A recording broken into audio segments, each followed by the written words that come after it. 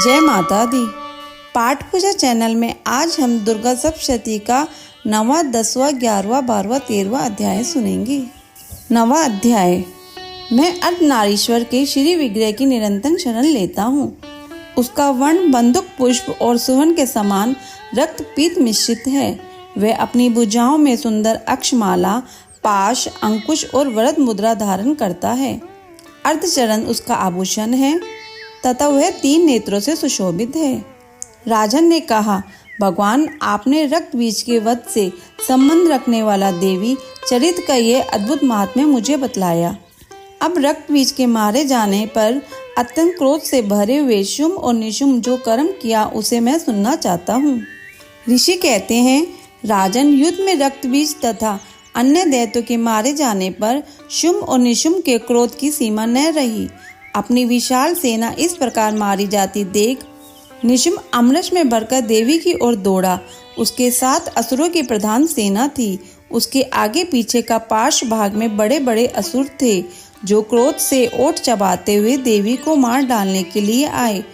महापराक्रमी शुंभ भी अपनी सेना के साथ मातगणों से युद्ध करके क्रोधवश चंडिका को मारने के लिए आ पहुंचा। तब देवी के साथ शुंभ और निशुंभ का घोर संग्राम छिड़ गया। वे दोनों दैत्य मेघों की भांति बाणों की भयंकर वृष्टि कर रहे थे। उन दोनों के चलाए हुए बाणों को चंडिका ने अपने बाणों के समूह से तुरंत काट डाला और शास्त्र समूह की वर्षा करके उन दोनों दैत्यपतियों के अंगों में भी चोट पहुंचाई। निशुंभ ने तीखी तलवार और चमकती हुई ढाल लेकर देवी के श्रेष्ठ वाहन सिंह के मस्तक पर प्रहार किया।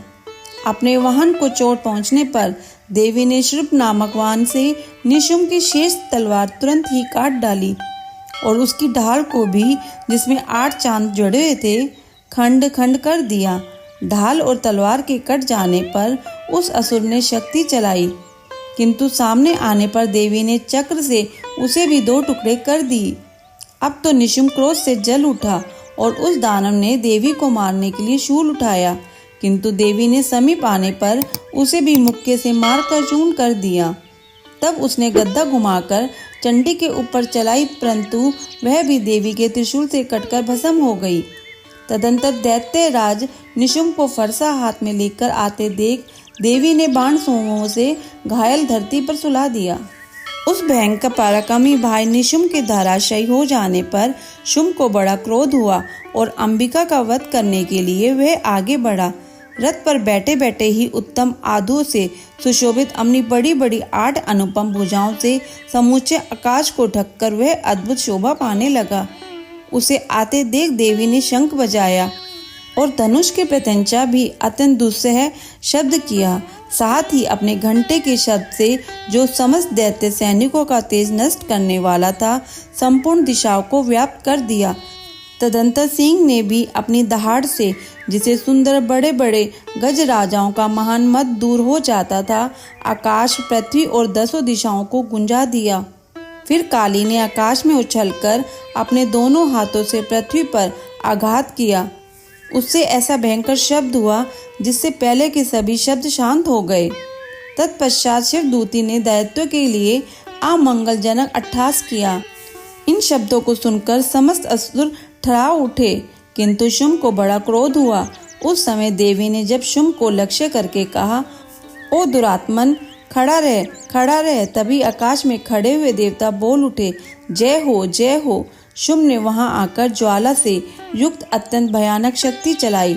अग्नि में पर्वत के समान आती हुई उस शक्ति को देवी ने बड़े भारी लूक से दूर हटा दिया।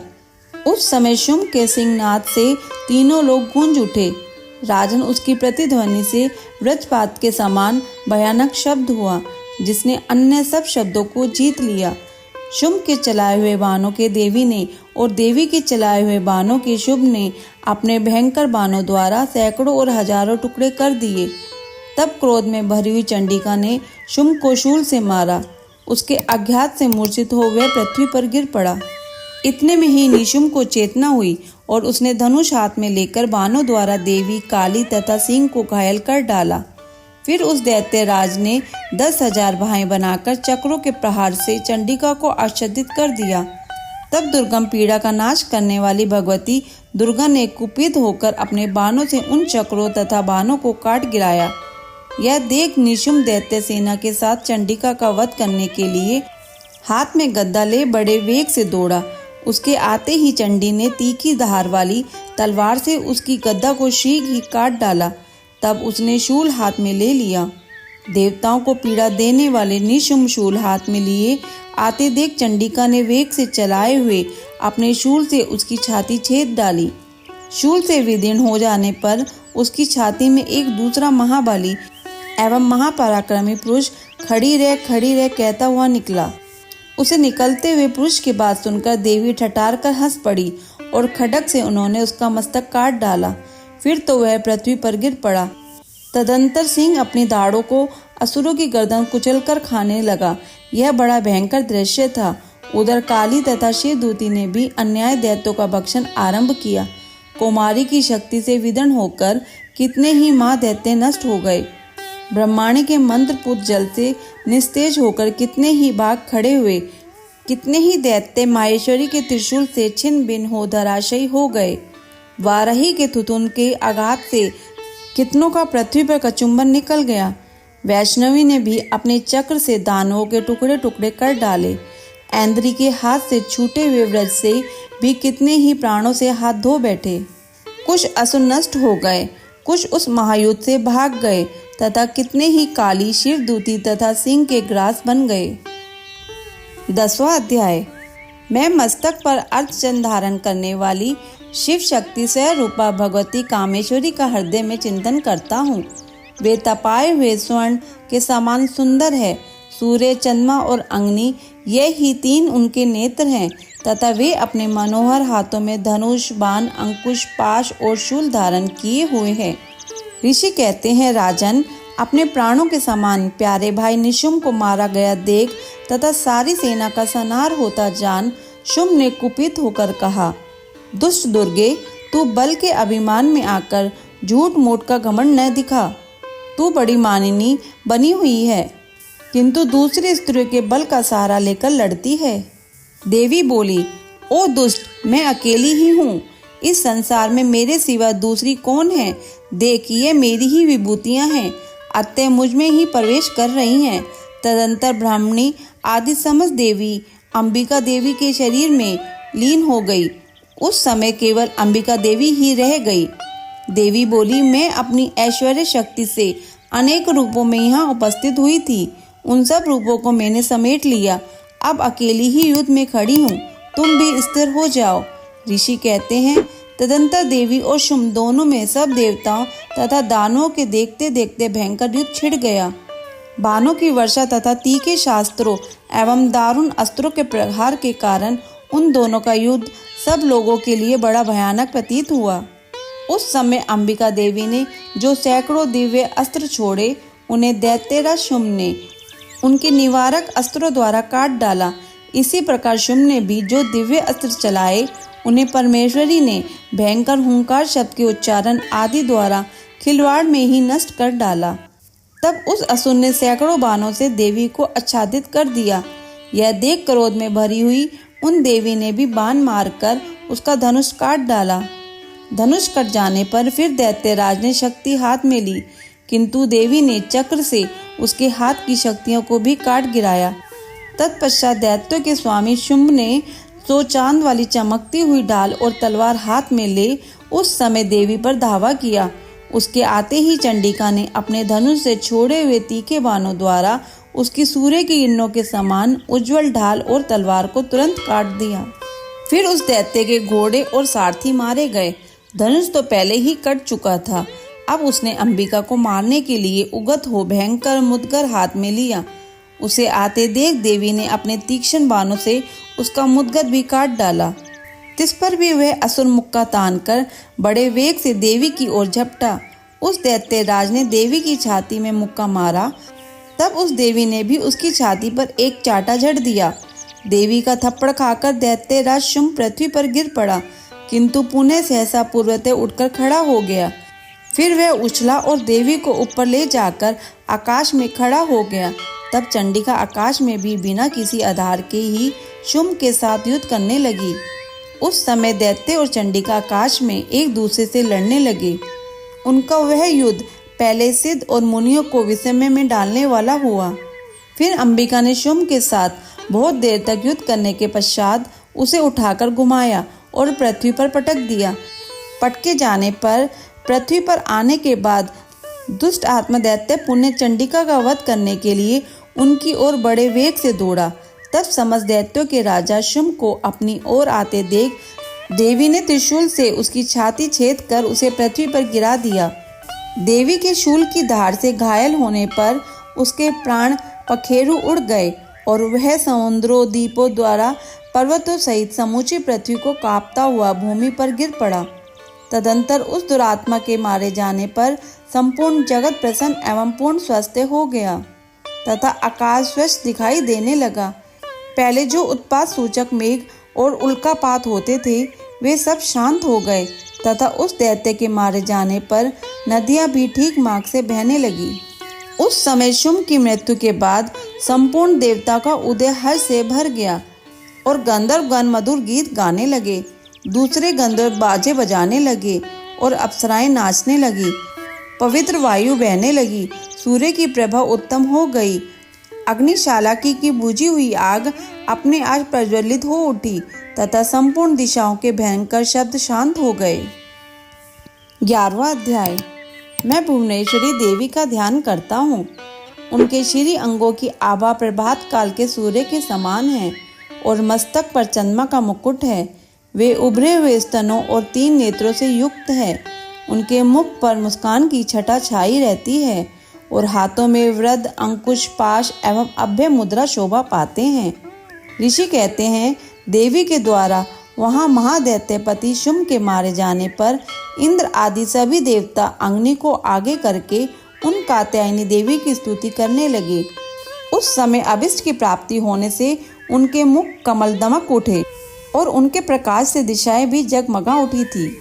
देवता बोले, शरणागत की पीड़ा दूर करने वाले देवी हम पर प्रसन्न हो। संपूर्ण जगत की माता प्रसन्न हो।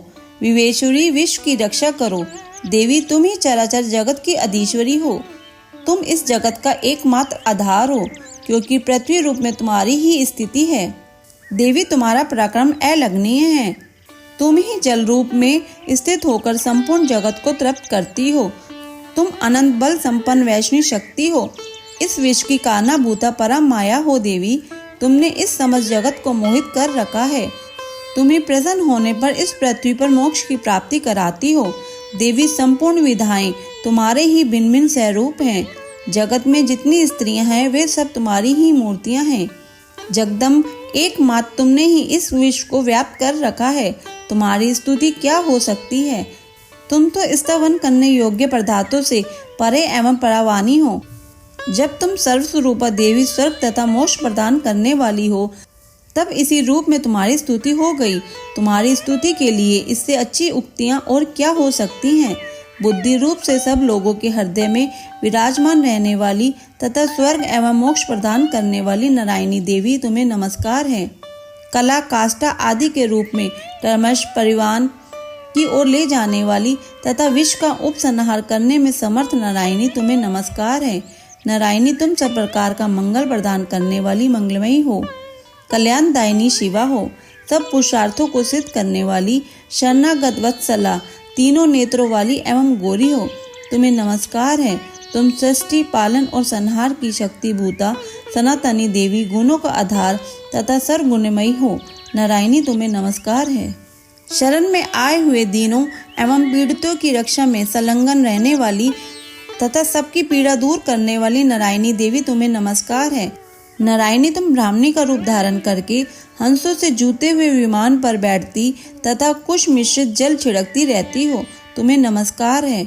माहेश्वरी रूप से त्रिशूल चंद्रमा एवं सर्प को धारण करने वाली तथा महान वृषभ की पीठ पर बैठने वाली नारायणी देवी तुम्हें नमस्कार है। मोरों और मुर्गों से घिरी रहने वाली तथा महाशक्ति धारण करने वाली कुमारी रूप धारणी निष्पापे नारायणी तुम्हें नमस्कार है। शंख चक्र गदा और शाण धनुष रूप उत्तम आयुधों को धारण करने वाली वैष्णवी शक्ति रूप नारायणी तुम प्रसन्न हो। तुम्हें नमस्कार है। हाथ में भयानक महाचक्र लिए और दाढ़ों पर धरती को उठाए वाराही रूप धारनी कल्याणमयी नारायणी तुम्हें नमस्कार है। भयंकर नरसिंह रूप में दैत्यों के वध के लिए उद्योग करने वाली तथा त्रिभुवन की रक्षा में संलग्न रहने वाली नारायणी तुम्हें नमस्कार है। मस्तक पर किरीट और हाथ में महावज्र धारण करने वाली, सहस्त्र नेत्रों के कारण उदित दिखाई देने वाली और वत्रसुर प्राणों का अपहरण करने वाली इंद्र शक्ति रूपा नारायणी देवी तुम्हें नमस्कार है। शिवदूती रूप से दैत्यों की महती सेना का संहार करने वाली, भयंकर रूप धारण तथा विकट गर्जना करने वाली नारायणी तुम्हें नमस्कार है। दाढ़ों के कारण विकराल मुख वाली, मुंडवाला से विभूषित मुंड मर्दनी चामुंडा रूप नारायणी तुम्हें नमस्कार है। लक्ष्मी, लज्जा, महाविद्या, श्रद्धा, पुष्टि, श्रद्धा, ध्रुवा, महारात्रि तथा महाअविदा रूपा नारायणी तुम्हें नमस्कार है। मेघा, सरस्वती, वरा, भूति, भ्रावी, तामसी, नियता तथा ईर्ष्या रूपनी नारायणी तुम्हें नमस्कार है। सर्वस्वरूपा सर्वेश्वरी तथा सब प्रकार की शक्तियों से संपन्न दिव्य रूपा दुर्गा देवी, सब भयों से हमारी रक्षा करो तुम्हें नमस्कार है। कात्यायनी, यह 3 लोचनों से विभूषित तुम्हारे सौभ्य मुख सब प्रकार के भयों से हमारी रक्षा करो तुम्हें नमस्कार है। भ्रतकाली, ज्वालाओं के कारण विकराल प्रतीत होने वाला, अत्यंत भयंकर और समस्त असुरों का संहार करने वाला तुम्हारा त्रिशूल भय से हमें बचाएं तुम्हें नमस्कार है। देवी, जो अपनी ध्वनि से संपूर्ण जगत को व्याप्त करके दैत्यों के तेज नष्ट किए जाते हैं, वह तुम्हारा घंटा हम लोगों की पापों से उसी प्रकार रक्षा करे जैसे माता अपने पुत्रों की बुरे कर्मों से रक्षा करती है। चंडिके, तुम्हारे हाथों में सुशोभित खड्ग जो असुरों के रक्त और चर्बी से चर्चित है, हमारा मंगल करे हम तुम्हें नमस्कार करते हैं। देवी, तुम प्रसन्न होने पर सब रोगों को नष्ट कर देती हो और कुपित होने पर मनोवांछित सभी कामनाओं का नाश कर देती हो। जो लोग तुम्हारी शरण में जा चुके हैं उन पर विपत्ति तो आती ही नहीं। तुम्हारी शरण में गए हुए मनुष्य दूसरों को शरण देने वाले हो जाते हैं। देवी अंबिके, तुमने अपने स्वरूप को अनेक भागों में विभक्त करके नाना प्रकार के रूपों से जो इस प्रकार इन धर्मद्रोही महादैत्यों का संहार किया है, वह सब दूसरी कौन कर सकती थी। विद्याओं में ज्ञान को प्रकाशित करने वाले, शास्त्रों में तथा आदि वाक्यों में तुम्हारे सिवा और किसका वर्णन है, तथा तुमको छोड़कर दूसरी कौन सी ऐसी शक्ति है जो इस विश्व को अज्ञान में घोर अंधकार से परिपूर्ण ममता रूपी गड्ढे में निरंतर भटका रही हो। जहाँ राक्षस, जहाँ भयंकर विष वाले सर्प, जहाँ शत्रु, जहाँ लुटेरों की सेना और जहाँ दावानल हो, वहाँ तथा समुद्र के बीच में भी साथ रहकर तुम विश्व की रक्षा करती हो। विवेश्वरी, तुम विश्व का पालन करती हो, विश्व रूपा हो इसलिए संपूर्ण विश्व को धारण करती हो। तुम भगवान विश्वनाथ की भी वंदनीय हो। जो लोग भक्ति पूर्वक तुम्हारे सामने मस्तक झुकाते हैं, वे संपूर्ण विश्व को आश्चर्य देने वाले होते हैं। देवी, प्रसन्न हो। जैसे इस समय असुरों का वध करके तुमने शीघ्र ही हमारी रक्षा की है, उसी प्रकार सदा हमें शत्रुओं के भय से बचाओ। संपूर्ण जगत का पाप नष्ट कर दो और उत्पाद एवं पापों के फलस्वरूप प्राप्त होने वाले महाबीमारी आदि बड़े बड़े उपद्रवों को शीघ्र दूर करो। विश्व की पीड़ा दूर करने वाली देवी, हम तुम्हारे चरणों पर पड़े हुए हैं, हम पर प्रसन्न हो। त्रिलोक निवासियों की पूजनीय परमेश्वरी, सब लोगों को वरदान दो। देवी बोली, देवताओं, मैं वर देने को तैयार हूँ। तुम्हारे मन में जिसकी इच्छा हो वह वर मांग लो। संसार के लिए उस उपकारक वर को मैं अवश्य दूंगी। देवता बोले, सर्वेश्वरी, तुम इसी प्रकार तीनों लोकों की समस्त बाधाओं को शांत करो और हमारे शत्रुओं का नाश करती रहो। देवी बोली, देवताओं, व्यवस्थ मनंतर के 28वें युग में शुंभ और निशुंभ नामक 2 अन्य महादैत्य उत्पन्न होंगे। तब मैं नंद गोप के घर में उनकी पत्नी यशोदा के गर्भ से अवतीर्ण होकर विंध्याचल में जाकर रहूंगी और उक्त दोनों असुरों का नाश करूंगी। फिर अत्यंत भयंकर रूप से पृथ्वी पर अवतार ले मैं वृत्रचित नाम वाले दानवों का वध करूंगी। उन भयंकर महादैत्यों को भक्षण करते समय मेरे दांत अनार के फूल की भांति लाल हो जाएंगे। तब स्वर्ग में देवता और मृत्यु लोक में मनुष्य सदा मेरी स्तुति करने लगेंगे। रक्तदंडिका कहते हैं, फिर जब पृथ्वी पर 100 वर्षों के लिए वर्षा रुक जाएगी और पानी का अभाव हो जाएगा, उस समय मुनियों के स्तवन करने पर मैं पृथ्वी पर आयोनिजा रूप में प्रकट होंगी और 100 नेत्रों से मुनियों को देखूंगी। अतः मनुष्य शाताक्षी इस नाम से मेरा कीर्तन करेंगे। देवताओं, उस समय मैं अपने शरीर से उत्पन्न हुए शाकों द्वारा समस्त संसार का भरण पोषण करूंगी। जब तक वर्षा नहीं होगी तब तक वे शाक ही सबके प्राणों की रक्षा करेंगे। ऐसा करने के कारण पृथ्वी पर शाकंभरी के नाम से मेरी ख्याति होगी। उसी अवतार में मैं दुर्गम नामक महादैत्य का वध भी करूंगी। इससे मेरे नाम दुर्गा देवी के रूप से प्रसिद्ध होगा। फिर मैं जब भीम रूप धारण करके मुनियों की रक्षा के लिए हिमालय पर रहने वाले राक्षसों का भक्षण करूंगी, उस समय सब मुनि भक्ति से नतमस्तक होकर मेरी स्तुति करेंगे। तब मेरा नाम भीमा देवी के रूप में विख्यात होगा। जब अरुण नामक दैत्य तीनों लोक में भारी उपद्रव मचाएगा, तब मैं तीनों लोकों का हित करने के लिए 6 पैरों वाले असंख्य ब्रह्मों का रूप धारण करके उस महादैत्य का वध करूंगी। उस समय सब लोग भामरी के नाम से चारों ओर मेरी स्तुति करेंगे। इस प्रकार जब जब संसार में दानवी बाधा उपस्थित होंगी, तब तब अवतार लेकर मैं शत्रुओं का संहार करूंगी। 12वां अध्याय। मैं 3 नेत्रों वाली दुर्गा देवी का ध्यान करता हूँ। उनके श्री अंगों की प्रभा बिजली के समान है। वे सिंह के कंधे पर बैठी हुई भयंकर प्रतीत होती है। हाथों में तलवार और ढाल लिए अनेक कन्याएं उनकी सेवा में खड़ी हैं। वे अपने हाथों में चक्र, गदा, तलवार, ढाल, बाण, धनुष, पाश और तर्जनी मुर्दा धारण किए हुए हैं। उनका स्वरूप अग्नि में है तथा वे माथे पर चंद्रमा का मुकुट धारण करती है। देवी बोली, देवताओं, जो एकाग्रचित होकर प्रतिदिन इन स्तुतियों में मेरा स्तवन करेगा, उसकी सारी बाधा मैं निश्चय ही दूर कर दूंगी। जो मधु कैटभ का नाश, महिषासुर का वध तथा शुंभ निशुंभ के संहार के प्रसंग का पाठ करेंगे तथा अष्टमी, चतुर्दशी और नवमी को भी एकाग्रचित होकर भक्ति पूर्वक मेरे उत्तम महात्म्य का श्रवण करेंगे, उन्हें कोई पाप नहीं छू सकता। उन पर पाप जनित आपत्तियां भी नहीं आएंगी। उनके घर में कभी दरिद्रता नहीं होगी तथा उनको कभी प्रेम जनों के विछोह का कष्ट भी नहीं भोगना पड़ेगा। इतना ही नहीं, उन्हें शत्रु से, लुटेरों से, राजा से, शस्त्र से, अग्नि से तथा जल की राशि से भी कभी भय नहीं होगा। इसलिए सबको एकाग्रचित होकर भक्ति पूर्वक मेरे इस महात्म्य को सदा पढ़ना और सुनना चाहिए। यह परम कल्याण कारक है। मेरा महात्म्य महामारी जनित समस्त उपद्रवों का आदमिक आदि तीनों प्रकार के उत्पातों को शांत करने वाला है। मेरे जिस मंदिर में प्रतिदिन विधि पूर्वक मेरे इस महात्म्य का पाठ किया जाता है, उस स्थानों को मैं कभी नहीं छोड़ती। वहाँ सदा ही मेरा सन्निधान बना रहता है। बलिदान, पूजा, होम तथा महोत्सव के अवसरों पर मेरे इस चरित्र का पूरा पाठ और श्रवण करना चाहिए। ऐसा करने पर मनुष्य विधि को जानकर या बिना जाने भी मेरे लिए जो बलि, पूजा या होम आदि करेगा, उसे मैं बड़ी प्रसन्नता के साथ ग्रहण करूंगी। शतकाल में जो वार्षिक महापूजा की जाती है, उस अवसर पर जो मेरे इस महात्म्य को भक्ति पूर्वक सुनेगा, वह मनुष्य मेरे प्रसाद से सब बाधाओं से मुक्त तथा धन धान्य एवं पुत्रों से संपन्न होगा। इसमें तनिक भी संदेह नहीं है। मेरे इस महात्म्य, मेरे प्रादुर्भाव की सुंदर कथाएं तथा युद्ध में किए हुए मेरे पराक्रम सुनने से मनुष्य निर्भय हो जाता है।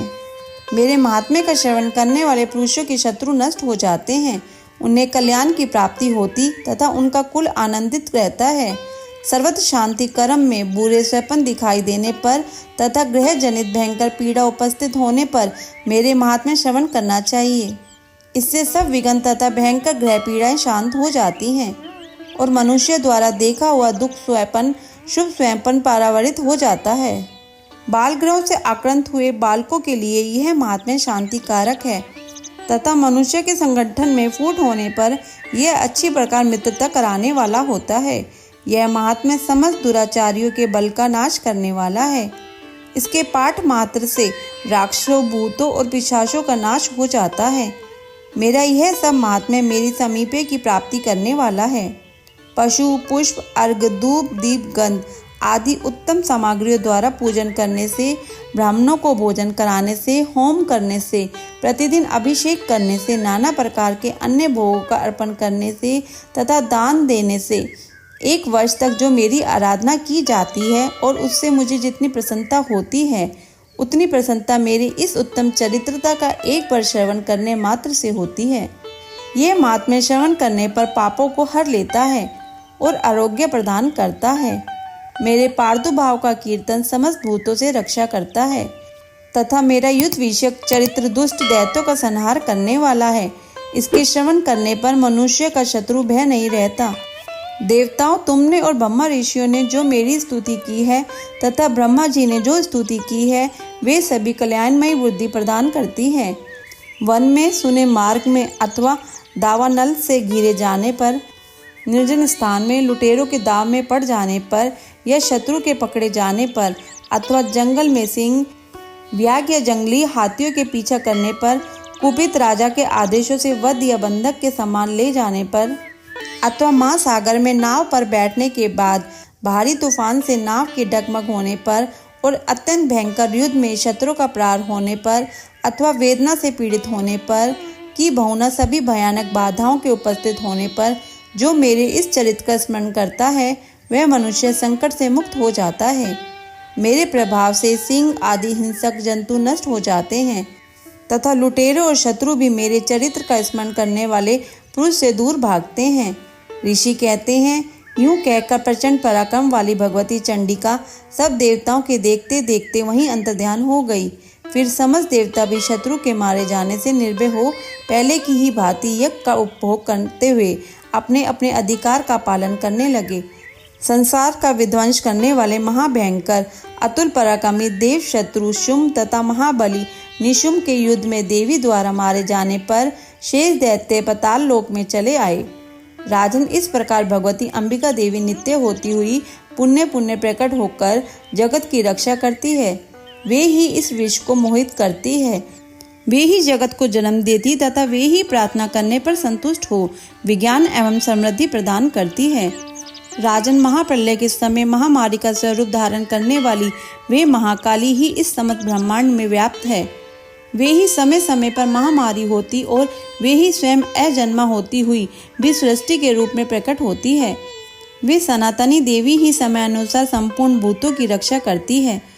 मनुष्य के अभ्युदय के समय वे ही घर में लक्ष्मी के रूप में स्थित हो उन्नति प्रदान करती है और वे ही अभाव के समय दरिद्रता बनकर विनाश का कारण होती है। पुष्प, धूप और गंध आदि से पूजन करके उनकी स्तुति करने पे वे धन, पुत्र, धार्मिक बुद्धि तथा उत्तम गति प्रदान करती है। 13वां अध्याय। जो उदय काल के सूर्य मंडल की सी कांति धारण करने वाली है, जिनकी 4 भुजाएं और 3 नेत्र हैं तथा जो अपने हाथों में पाश, अंकुश, वर एवं अभय की मुद्रा धारण किए रहती है, उन शिवा देवी का मैं ध्यान करता हूँ। ऋषि कहते हैं, राजन, इस प्रकार मैंने तुमसे देवी के उत्तम महात्म्य का वर्णन किया है, जो इस जगत को धारण करती है। उन देवी का ऐसा ही प्रभाव है, वे ही विद्या ज्ञान उत्पन्न करती है। भगवान विष्णु की माया स्वरूपा उन भगवती के द्वारा ही तुम ये वैश्य तथा अन्याय विवेकी जन मोहित होते हैं, मोहित हुए हैं तथा आगे भी मोहित होंगे।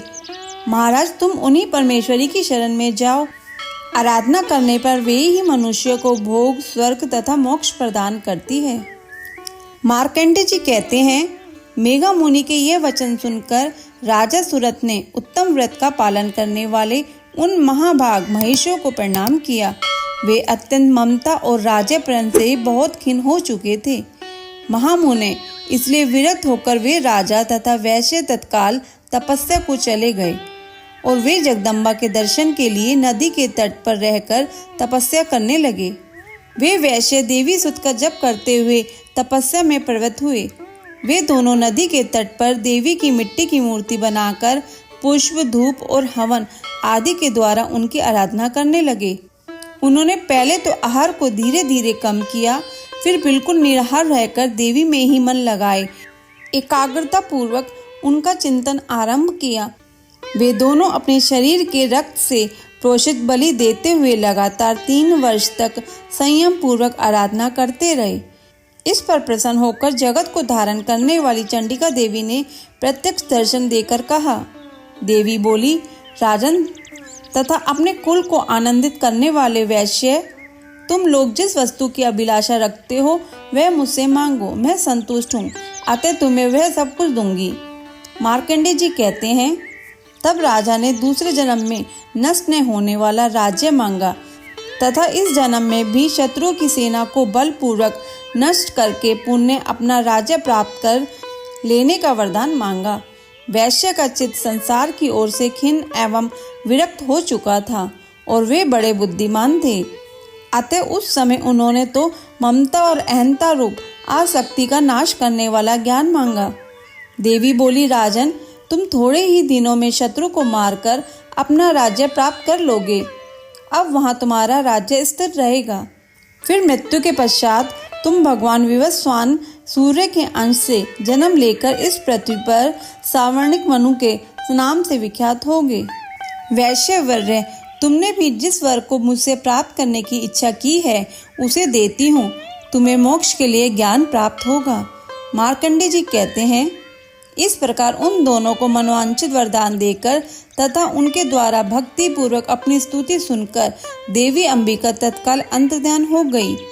इस तरह देवी से वरदान पाकर क्षत्रियों में श्रेष्ठ सूरत सूर्य से जन्म ले सावर्णिक नामक मनु होंगे। अध्याय संपूर्ण। अगर आपको ये दुर्गा सप्तशती के अध्याय सुनना अच्छा लगा हो तो इसे लाइक करके शेयर करें। चैनल पे नए हैं तो सब्सक्राइब करें।